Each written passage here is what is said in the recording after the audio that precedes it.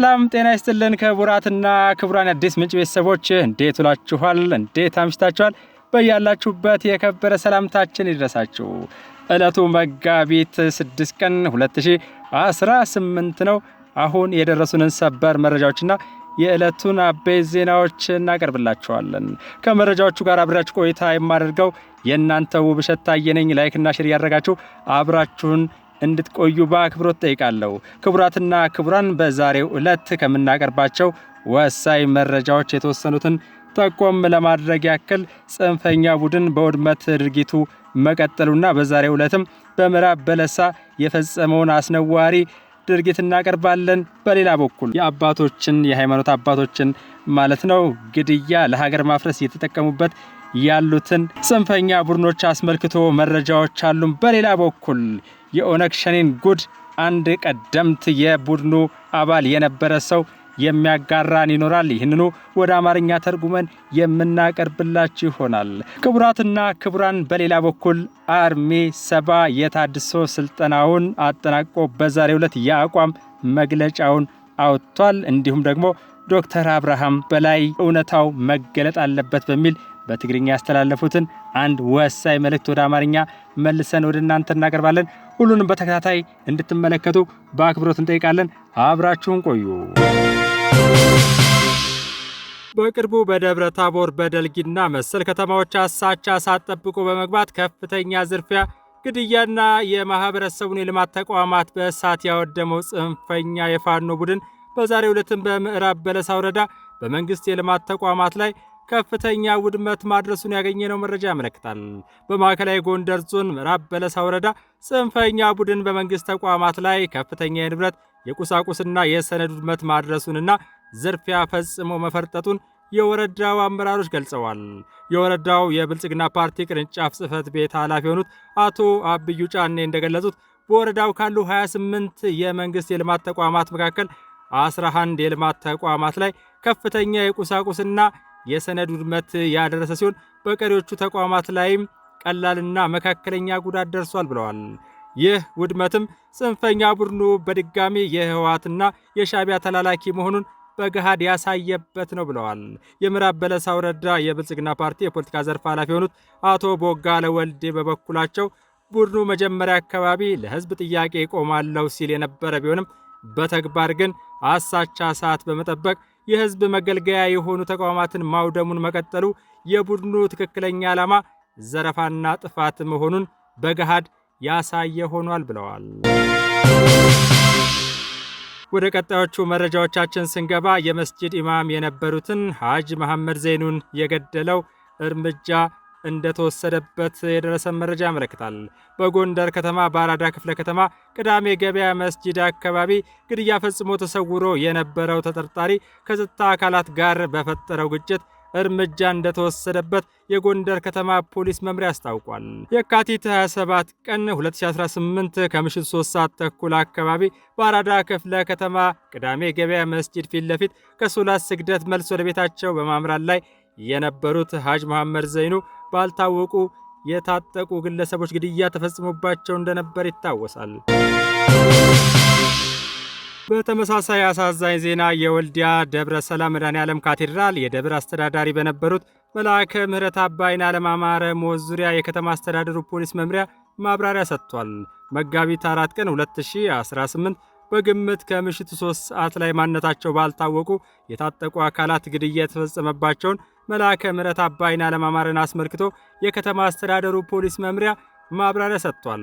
የከተማ አስተዳደሩ ፖሊስ መምሪያ አዛዥ ኮማንደር አበራ ካሳው እንደገለጹት ድርጊቱ ከተፈጸመበት መጋቢት 4 ቀን 2018 ጀምሮ የምርመራ ቡድን ተዋቅሮ ወደ ስራ እንደተገባ ገልጸዋል። የመድኃኔዓለም ደብረ ሰላም ካቴድራል የደብር አስተዳዳሪ በሆኑት መልአከ ምህረት አባይን አለማማረ ላይ የተፈጸመው ግድያ እጅግ አስነዋሪና ለሃይማኖት አባት የማይገባ ድርጊት ተፈጽሟል ነው ያሉት። ነገር ግን መምሪያቸው ድርጊቱ ከተፈጸመበት ቀን ጀምሮ የምርመራ ቡድን ተዋቅሮ ወደ ስራ እንደተገባና በጥብቅ ዲሲፕሊን እየተመራ መሆኑንም ገልጸዋል። ወንጀል ፈጻሚዎቹንም በቅርቡ ይዘን ለማህበረሰቡ ይፋ እናደርጋለን ሲሉ ኃላፊው ቃል ገብተዋል። ኮማንደር አበራ ያይዘውም ማህበረሰቡን የተለያየ አመለካከት እንዲይዝ ለማድረግና ህዝብና መንግስትን ለማቃቃር የሚሰሩ አፍራሽ ሚዲያዎችን ህዝቡ እንዲነቃባቸውና በተሳሳተ ሀሳባቸው እንዳይጠለፍ ሲሉም አሳስበዋል። የእጁ ክፍለ ከተማ ፖሊስ አዛዥ የሆኑት ምክትል ኢንስፔክተር ጌታቸው ይፍሩ በበኩላቸው ወንጀለኞችን ለመያዝ በጥብቅ ክትትል እየተሰራ መሆኑን ገልጸው ህብረተሰቡም የመረጃ ምንጭ በመሆን እንዲተባበራቸው ጠይቀዋል። ክቡራትና ክቡራን፣ ብፁዕ አቡነ ኤርሚያስ የሰሜን ወሎ ሀገረ ስብከት ሊቀ ጳጳስ በእኒህ አባት ዙሪያ ጥልቅ ሐዘን ተሰምቷቸው ያስተላለፉትን ቀጣይ መልእክት አብረን እንከታተል። እንዴት አይነት ተስፋ የሚያጨልም ትውልድ ነው!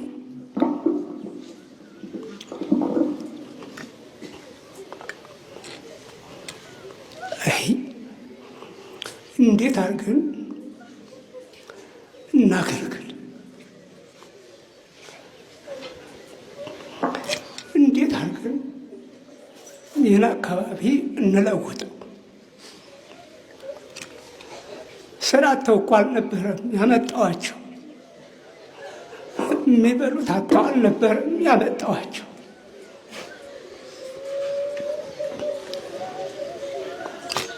በፊት ተፈጥሮ ወደ ኋላ የቀረ አካባቢ ነው። ለብዙ አካባቢዎች አገልጋዮች ሰጥቶ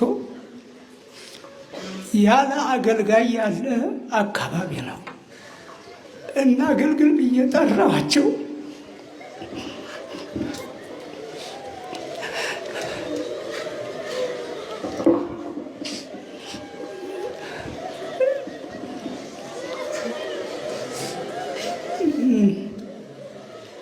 እናገልግል። የተጎዳ አካባቢ ነው። ኑ ያለዎትን የስራ ልምድ ያካፍሉን።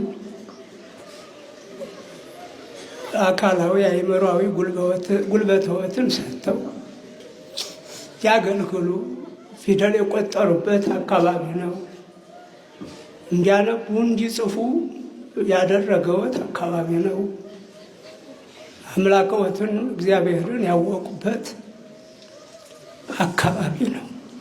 ይህን ነው ብዬ ያመጣኋቸው።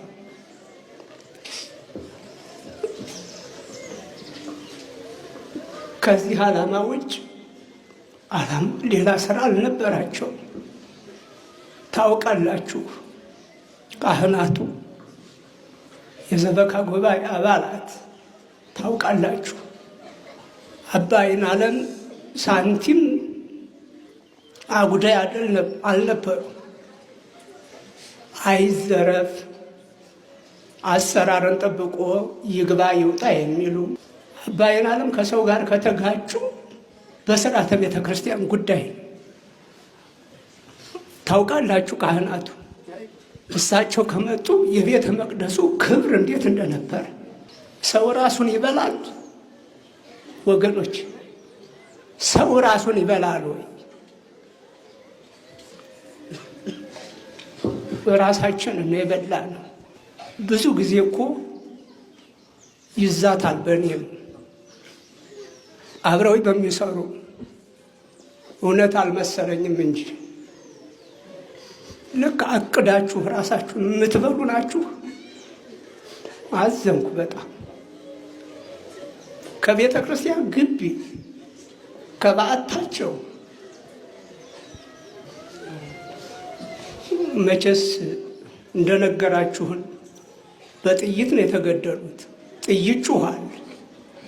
ቤተ ክርስቲያን ግቢ ምን ተፈጠረ ተብሎ ሰው አይጮህም? ከምሽቱ 3 ሰዓት አካባቢ የወደቁ ሰው እስከሚነጋ ድረስ አንሻጡ።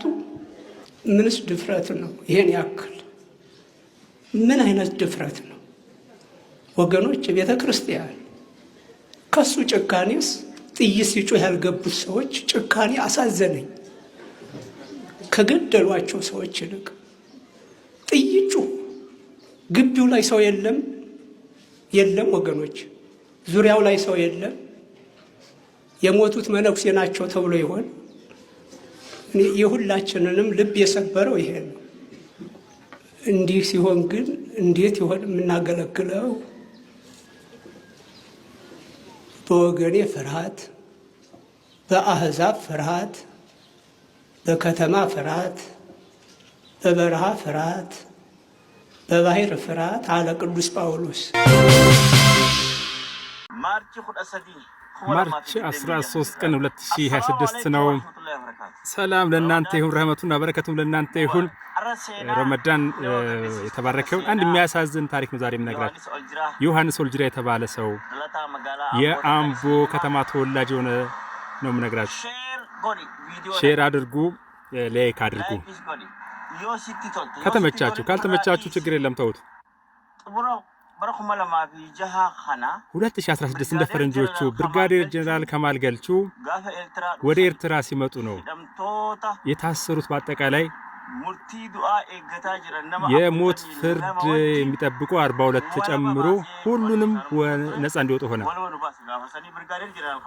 በዚህ አጋጣሚ ብርጋዴር ጀነራል ከማል ገልቹን ማመስገን እፈልጋለሁ። ብርጋዴር ጀነራል ከማል ገልቹ ዮሐንስ ወልጅራ ኤገ ሂዳ ባሴ ቦዳ እንግዲህ ዮሐንስ ወልጅራን ብርጋዴር ጀነራል ከነጻት ካወጡ በኋላ በ2009 ይህ ሰው በሰንበት ቀን ይህ ሰው ጠዋት ላይ 12 ሰዓት በፊት ጠዋት ላይ ተገደለ፣ ሞተ። እንዴት እንደሞተ ዮሐንስ ወልጅራ የሚባለው ሰው በጣም የተማረ ዝም ብሎ አንገት እንደፈለ አርቆ የሚመለከት አስፍቶ የሚመለከት የሚረዳ ሰው ነበር። ይሄ የኦሮሞ ነጻነት ግንባር ወይንም ኦነግ ሸኔ እንደዚህ አይነት አዋቂዎችን በውስጣችን እንዲኖሩ አይፈልጉም። እኔ በፈጣሪ ስም ነው የምናገርበት። ረመዳን ውስጥ ነው ያለ ነው። አይፈልጉም እንደዚህ አይነት ሰው እንዲኖር ውስጣቸው። ይህንን ወጣት ኤርትራ እንደሄደ እስር ውስጥ ነበር የቆየው። እዚህም እያለ ኤርትራ መጣ። ከማል ገልቹ ለውጥ አደረገ በውስጡ። ሞት ተፈርዶባቸው የነበረው በቃ የሞት ፍርድ ይጠብቁ የነበሩ 42 እኔም ውስጣቸው ነበርኩኝ። ነፃ ወጣ።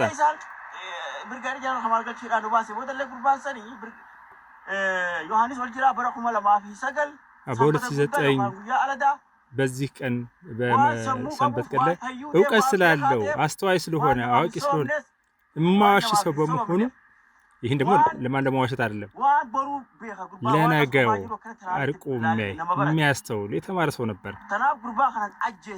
ለዚህ ሲባል የኦነግ አመራሮች ገደሉት። ባልታወቀ በሚመስል ይህንን ወጣት ይህንን ታጋይ ገደሉት። እንዴት ገደሉ ብላችሁ የምትጠይቁኝ ከሆነ ይህ ቀን እንግዲህ እሁድ ቀን ነበረ። ማገዶ ምናምን ለቅማለን ስራ የማይሰራበት ቀን ስለነበር በወቅቱ የነበረው እንግዲህ ኦነግ ሰራዊቶች ደቦ የምትባል ቦታ 90 ኪሎ ሜትር ከአሰብ ላይ የምትርቀች ደቦ የምትባለው ቦታ ላይ እዛ ነው የነበረው። ይህ እንግዲህ አባው ጅጅራ የሚባለው የለውጡ ኃይል የሚባለው ኦነግ ነው። እንግዲህ በለቱ የነበረው ያለው እንግዲህ ጠዋት በዚህ ስራ በሌለበት ቀን በማገዶ ነው የምንለቅመው። እንግዲህ ሄድን ማገዶ ልለቅም። አባ ሙራሳ የሮሰኒ አንድ የሆነ ሰው ታደሰ የሚባል አንድ ሰው እነሱ እንግዲህ ዝግጅታቸው ማታ ነው የጨረሱት።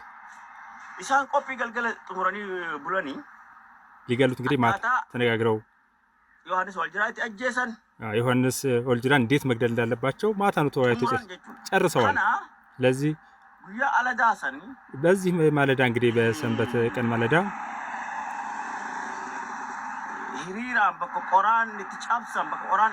እንግዲህ ማገዶ የሚለቀምበት የሚፈለግበት ቦታ በሄድንበት ጊዜ 2 3 እየሆነ ነው የሰራዊቱ አባላት የሚሉት። ለየብቻ አይኬድም። የሚያጋጥማቸው አይታወቅም። እንደ ባብ ሊነድፋችሁ ይችላል። አንዳንድ ችግሮች ሊያጋጥማችሁ ይችላል። ሌላ ሽፍታ ሊያጋጥማችሁ ወያኔም ደግሞ ልክብባችሁ ስላላችሁ ስለምንባል 2 3 ሆነ ነው የምንሄደው። እንደዛ አድርገን ወደ ኋላ እንመለስ ተባለ። በዚህ መንገድ ሰራዊቱ ተበተነ። ዮሐንስ ወልጅራም ከዚህ ታደሰ ከሚባለው ጋራ 2 ሆነው ሄዱ። ዮሐንስ ወልጅራ ወሊን ቆራጭ አብሰና ወሊን በርባደና እኔና ዮሐንስ ፈልገዋለሁ አብረን ለቅማል ብሎ ይዞት ሄደ ኤዳን ኮፒ ገልገለ ታደስ እንግዲህ ማታ ላይ ነው እንዴት ሊገሉት እንዳለበት አባቡታው ማለት አመራሩ ነው። አባቡታ አባሳራ ወጅ አመራሩ ስርጭት እንግዲህ አባቡታ የሚባለው አባሳራ የሚባሉት የአመራሩ ነው። ስርጭትና ጋንታ መሪና የስምሪት ኃላፊ አባሳራ አለታቲ ደበሌ ደግሞ ነው ዑመር ጀረሙ ደበሌ ወይንም ደግሞ ካድሬው ደግሞ ዑመር የሚባል ሰው ነው። ተነጋግረው ጨርሰዋል። ከላይ ነው የመጣው ከነ ዳውድ የመጣ ነው። አቤ ቃሲም የሚባል ሰው ነው የብርጌዱ አዛዥ። ይሄ ደግሞ ሁርሶ የካምፕ ኃላፊ የነበረ ነው ወደ ኤርትራ ከመምጣቱ በፊት በስልጠኛ ማዕከል እሺ ጀደም ተሰንተ ወራን ኢትሌንጁ ኢኒ ተጋፍተው መጀራጀት ኃላፊ ነበር በወቅቱ ያኒ ኖ 2018 ዳውድ 1500 ነው ዳውድ ኢብሳ ይዛን ጊዜ ይዞ የገባው 2018 ለውጡን ተከትሎ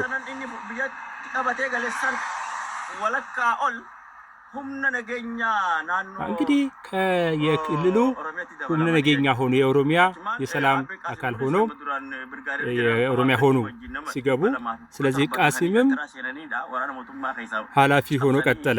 የኦሮሚያ የጸጥታ አካላት ኃላፊዎች ነው ማለት ነው። ወደ ሰላም ስለገቡ 2018 ማለት ማረጋቸውም ሳይነካ ከነ ማረጋቸው ገቡ። ይሄ አቤ ቃሲም የሚባለው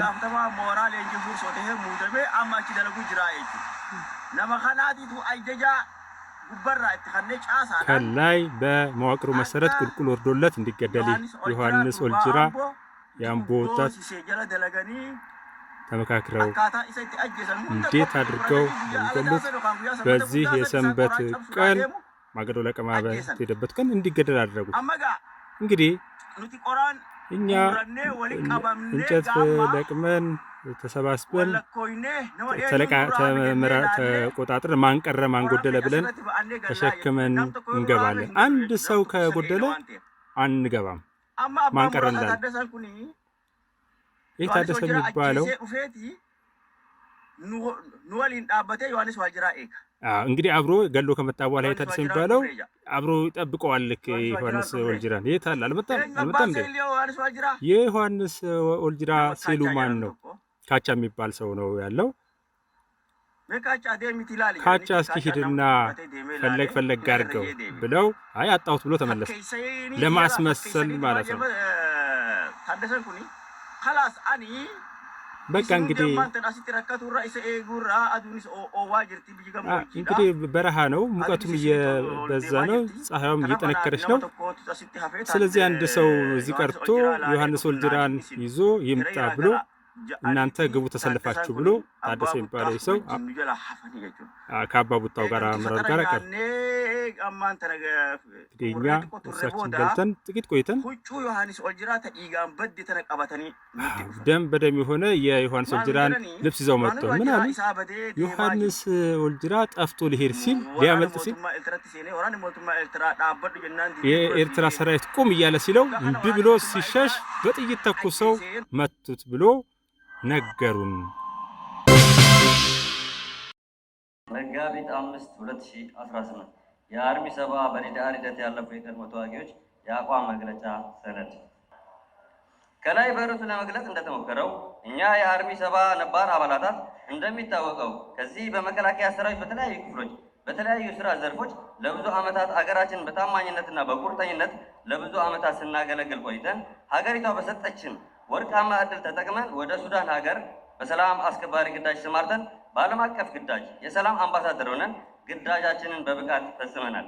ይሁን እንጂ በወቅቱ በተፈጠረው የፖለቲካ ግለት እና ፕሮፓጋንዳ የትግራይ ተወላጆች የመከላከያ አባላት እየታሰሩ ነው፣ እየተገደሉ ነው የሚል ወሬ ስጋት ውስጥ ገብተን ራሳችንን ለከፋ ጭንቀት በመዳረግ በሰው ሀገር ጥገኝነት ጠይቀን የስደት ገፈት ቀማሾች ሆነን በመቆየት ወደ ትግራይ ተዋጊ ክፍል አርሚ 70 ገብተን ስንዋጋ ቆይተናል።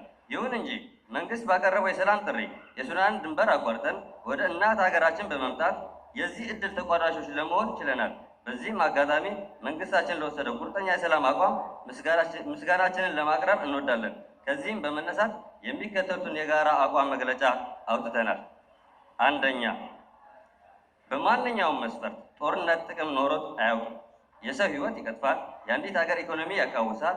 የማህበረሰብ የአኗኗር ዘይቤ በመቀየር የቂም ቁርሾን በመተው ሞራላዊና ስነ አእምሯዊ ቀውስን ይዳርጋል። ለሰው ሰራሽ ድርቅና ረሃብ መፈጠር ጠንቅ በመሆን የመሰረተ ልማቶች ውድመት በመፍጠር የአንዲት ሀገር ህዝብ ወይም ማህበረሰብ ገጽታን ከፍተኛ የሚቀይር እንደመሆኑ መጠን ግጭትን በሰላማዊ መንገድ በውይይት መፍታት ባህላችን በማጎልበት ቀጣይ ትውልድ ጦርነትን የሚጸየፍ ትውልድ አድርገን ለማነጽ በተሰማራንበት የሥራ መስክና ማህበረሰብ ዘንድ ለሰላም ለመዘመር ቃል እንገባለን።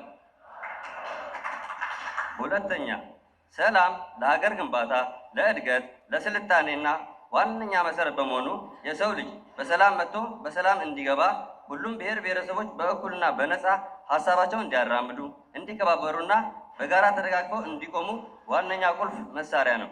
በመሆኑም ይህንን በመገንዘብ ዘለቄታዊ ሰላም በሀገራችንና በማንኛውም ክልል ይሁን እኛ በምንኖርባት የትግራይ ህዝብ ዘንድ አስተማማኝ ሰላም እንዲፈጠር እንደ ሰላም አምባሳደርነታችን ተግተን ለመስራት ቃል እንገባለን።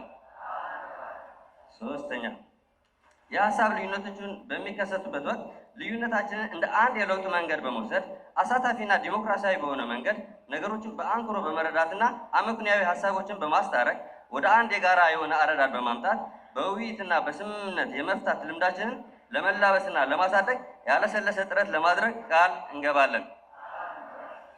አራተኛ፣ በማንኛውም ሁኔታ ይሁን አጋጣሚ የትግራይ ህዝብ የውጭ ኃይሎች የፖለቲካ ፍጆታ ማስፈጸሚያ መሳሪያ እንዳይሆን በህዝባችን መሀል ሊፈጠር የሚችለውን የተዛባ አመለካከት በማረም ስለ ሰላም ያለው ግንዛቤ ከዕለት ወደ ዕለት እንዲዳበር ባገኘነው አጋጣሚና እድል የድርሻችንን እንደምንወጣ ቃል እንገባለን።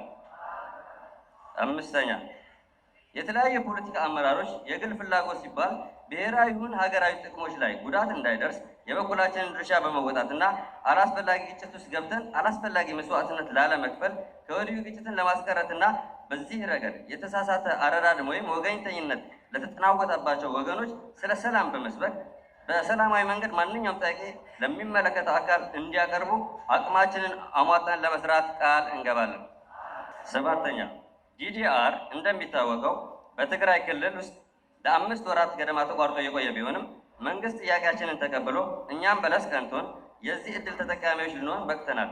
መንግስትም ለሰላም ያለው ቁርጠኛ አቋም የታየበትና ጊዜያዊ የዲዲአር ካምፕ አዘጋጅቶ የእድሉ ተጠቃሚዎች በመሆናችን ይህ ሰላም ዘለቄታ ኖሮት እንዲቀጥልና ለሀገራችንም ለህዝባችንም የሰላም አምባሳደር ሆነን በቁርጠኝነት ለመስራት ቃል እንገባለን። ስምንተኛ፣ የዲዲአር ሂደት በእኛ ብቻ ማቆም የለበትም። ይህን እድል ሌሎች መሰል የትግራይ ተዋጊዎች እንዲያገኙትና ሂደቱ መንግስት፣ የተሃድሶ ኮሚሽንና ሌሎች ባለድርሻ አካሎች ለወደፊቱ ለሀገራችን ይሁን ለትግራይ ህዝብ ያለውን የሰላም ጉልህ ሚና በመገንዘብ ሂደቱ ቀጣይነት ኖሮት የዚህ እድል ተጠቃሚ ፍላጎት ላላቸው ወጣቶች ወይም የክልሉ ተዋጊዎች እድል ሰፊ እንዲሰጥ ጥሪያችንን እናቀርባለን። ዘጠነኛ፣ በማንኛውም ሁኔታ ወይም ሰዓት የትግል አማራጭ መንገዳችን ሰላም እና ሰላም ብቻ በመሆን ሀሳብን በሀሳብ ብቻ የሚሞግት በሰላማዊ ችግሮችን የሚፈታ ማህበረሰብ ለማነጽ መንግስትም የበኩሉን ድርሻ እንደሚወጣ በመገንዘብ ስለ ዘለቄታዊ ሰላም በማንኛውም አጋጣሚውን ያገኘነውን ተሞክሮ በሌሎች ወንድሞቻችን ዘንድ ለማስረጽና ሰላማዊ ማህበረሰብ ለመፍጠር የሚጠበቅብንን ነገር አቅማችንን ሙሉ በሙሉ እንደምንጠቀም ቃል እንገባለን።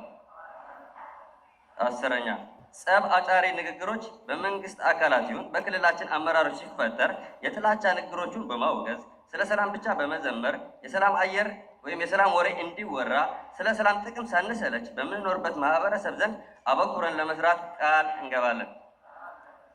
11ኛ፣ የዲዲአር ሂደት ወደ ማህበረሰብ ብቻ በመቀላቀል የሚተው ጉዳይ ወይም የሚፈጸም ሂደት ባለመሆኑ በመንግስት በኩል ይሁን በሁሉም ባለድርሻ አካላት እና ድጋፍ ሰጪ መንግስታዊ ያልሆኑ ተቋሞች ተከታታይ ስልጠና እንዲሰጠንና ማንኛውም ክትትል ተደርጎልን በክልላችን ይሁን በሀገራችን የሰላም ኃይል ብቻ ሳንሆን የኢኮኖሚ እድገት ዋነኛ ተዋናዮች እንድንሆን አቅም በፈቀደ መልኩ ሙሉ ድጋፍና ስልጠና ተሰጥቶን የራሳችንና የቤተሰባችንንም የማህበረሰባችንና ከዛም አልፎ የሀገራችን እድገትና ልማት ላይ በቀጥታም ይሁን በተዘዋዋሪ አሻራችንን እንድናሳርፍ መንግስት ፕሮግራም ቀርጾ እንዲያግዘን ጥሪያችንን እናቀርባለን።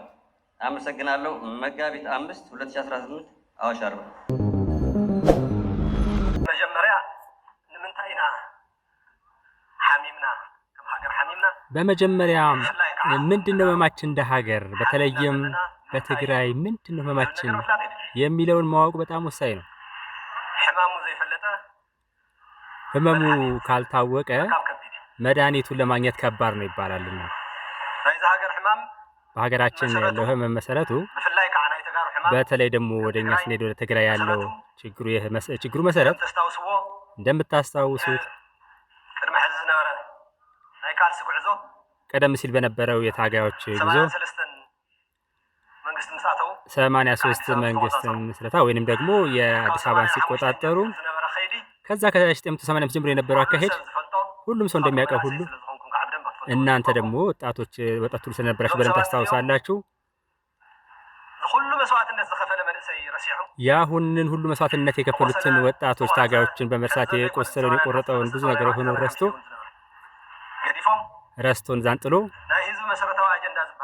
የህዝቡ መሰረታዊ አጀንዳ የሚባሉትን ትተው ሀገርን የሚያክል ኃላፊነት ተሸክመው ነገር ግን ለሀገር ሳይሆን ለሀገር የሚበቃ ሳይሆን በጣም ያለ እነሱ የሌለ ይመስል ለዘላለም የሚገዙ ይመስል ለሀገር ሳይሆን ለትግራይ ህዝብ ከቶ የማይጠቅም ለስራ በመዘርጋት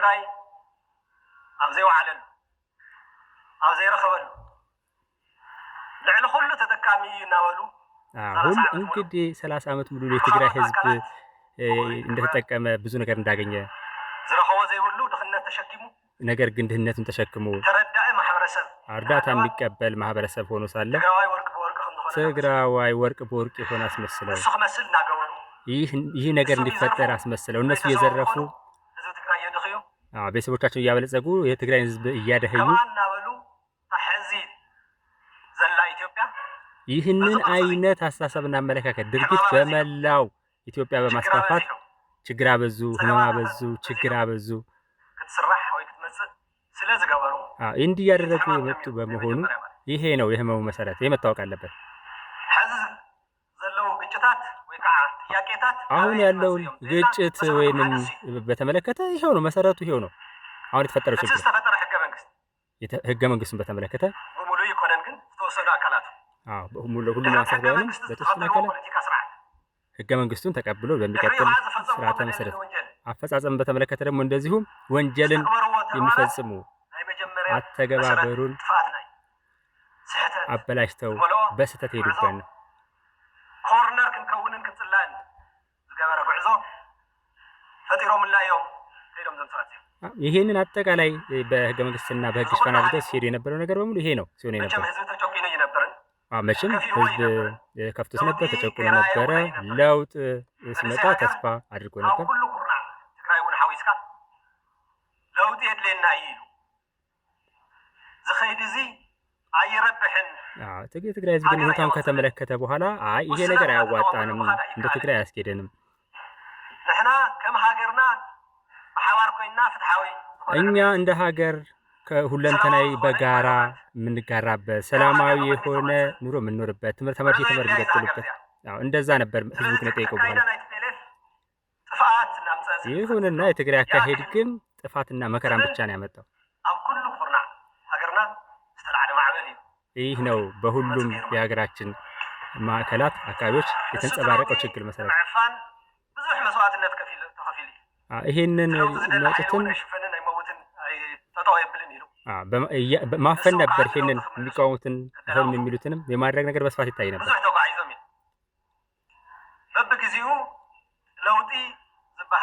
እንግዲህ በወቅቱ ለውጥ የሚባለውን ለውጥ ያስፈልጋል የሚለውን አጀንዳ ባንዳ እያሉ ሀሳቡ እንዳይገልጽ እያደረጉ የተለየ ሀሳብ እንዳያነሳ ጸጥ ለጥ ብሎ የሚገዛ ማህበረሰብ በመፍጠር እያደረጉ ነው የቀጠሉ። ታስታውሱ ከበረሃ ጀምሮ መንግስት ከሆኑም በኋላ ምን የመሳሰሉ ጀግና ትግራዮችን ሀገርን ሊመሩ የሚችሉ ትግራዮችን የሚችሉትን እየገደሉ የሚባረውን እያባረሩ ዞር በል የሚሉትን ዞር በል እያሉ ማሰር የሚችሉትን እያሰሩ ህዝቡ ምንም አይነት አማራጭ እንዳይኖር በማድረግ ነው ህዋቶች የቀጠሉ። ኔትወርካቸውን በሙሉ ሀብታቸውን፣ ቤተሰቦቻቸውን በሙሉ አደራጅተው በዛ ነው ሲጓዙ የነበረው። ይሄ ሀቅ ነው፣ የሚደበቅ አይደለም።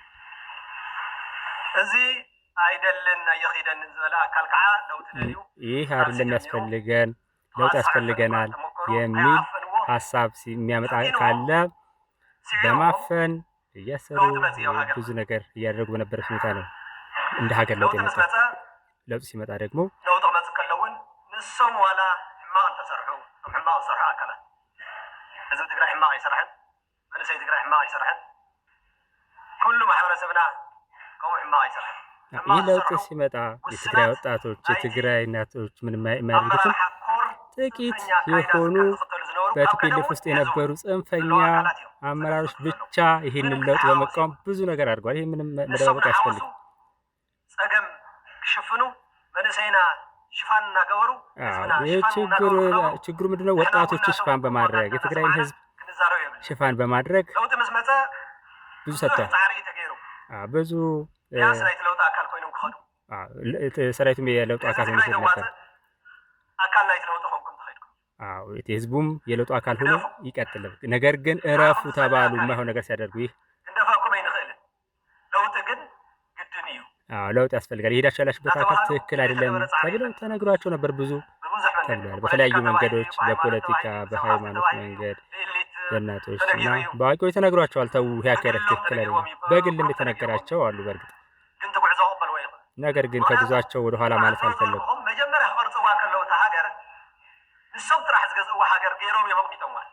የሚገርመው ነገር በቃ ያለኛ ማን አለ እኛን እንገዛው ፈላጭ ቆራጮች ብለው ራሳቸውን ያሳመኑ ስለነበሩ በፍጹም ሌላው አካል ሀገር ይመራል ብለው አያስቡም ነበር። አይ ከዛ ይሄ እንግዲህ ለውጥ መጥቶ ፍትሃዊ ነገር ሲመጣ ሲኦል የገቡ መሰላቸው። በተረፈ ይሄ ሰራተኛ ምኑን አናውቅም አንቀበልም አይሆንም የሚል አካሄድ ነው ሲያደርጉ የነበር።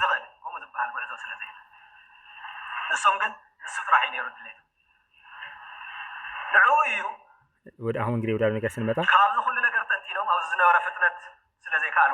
እንግዲህ በምንመለከተው ፍጥነት እየሄደ ነገሮች ሁሉ ከቁጥጥራቸው ውጭ እየወጡ ስለዚህ የትግራይን ህዝብ አታለው የህልውና አደጋ ላይ ነው በማለት ትግራይን ለመበተን እየመጣ ትግራይን ሊወር ሊጨፈልቅ እየመጣ ያለ ኃይል አለ በሚል ወደ ትግራይ ሄዱ። ያላሉት ነገር የለም። ህዝቡ በማስፈራራት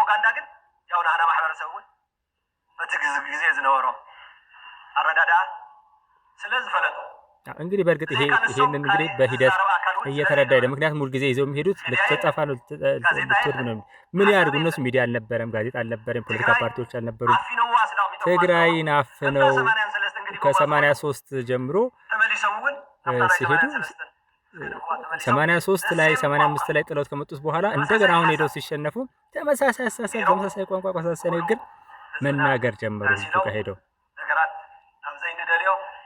ህዝብና ዘይሓሰቦ ብስሩውን ክገብሮ ዘይኽእል ከም ተስታውስዎ ብዙሓት ሰባት ናይ መከላከያ ሰራዊት አባላት ይኹም ናታትኩም መሓዙት እዮም ግፍዕ ተፈፂሙዎ ማለት እንግዲህ ይሄ ሁላ ነገር ከሆነ በኋላ ህዝቡን አታለው ነው። እንደምታስታውሱት ብዙ ወጣቶች መከላከያ ውስጥ ስለነበራችሁ በመከላከያ ላይ የተፈጸመው ያ ነው አይደለም። አንድ ኢትዮጵያዊ እንኳን በሰራዊት ላይ ማንኛውም ሰው ተኝቶ ባለበት እንደዛ ነገር ሊደረግ አይገባም። ሰሜን ዕዝ ላይ የተፈጸመውን ተንኮል ሰርተው ተነጋግረው ተዘጋጅተውበት አደረጃጀት ፈጥረው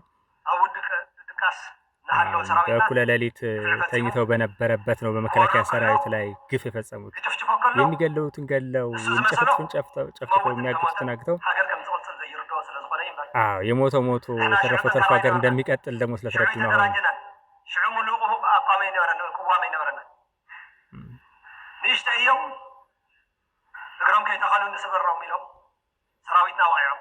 ምንም እንኳን ማንም እኮ የተለየ አቋም ኖሯል፣ የተለየ አስተሳሰብ ኖሯል። ነገር ግን በሂደት ከዛ በኋላ እንኳን የሆነው ህግ የማስከበር ነገር ነበር።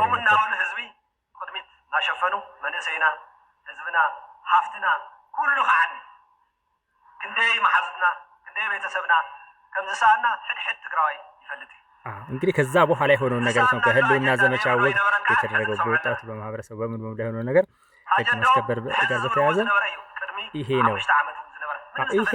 ይሄ አጀንዳ በነገራችን ላይ አስቀድሞ ልክ ለውጡ ሲመጣበት የተያዘ حق بعلا انت زي فريده ምንም ክግበር ዘይካለሉ ዋን ነው ሐዘን ሪዮ ዘለና ናይ ዘረፋ ኣብ ትግራይ አሁን የምንመለከተው ዝርፋሽ በትግራይ ውስጥ ይሄ መዋቅሩ ኔትወርኩ የምናያቸው ጭፍጨፋዎች ግፉ መከራው ሁሉ ነገር ትግራይ ውስጥ አሁን የሚታየው ያለኔ ማን አለ እኔ መግዛት ያለበት የሚል የህወሓት ቡድን ነው የሚለው አስተሳሰብ ነው። ከ5 ዓመት በፊት ነበረው ከበፊትም ከ30 ዓመት በፊትም ነበረ ሁሌም ነበረ። ምክንያቱም ይሄ የህወሓት አስተሳሰብ ነው። እንግዲህ ዘና ዛሬ ግን ብዙዎች ተረድተዋል። ሁሉም እያወቀው ስለመጣ ነው።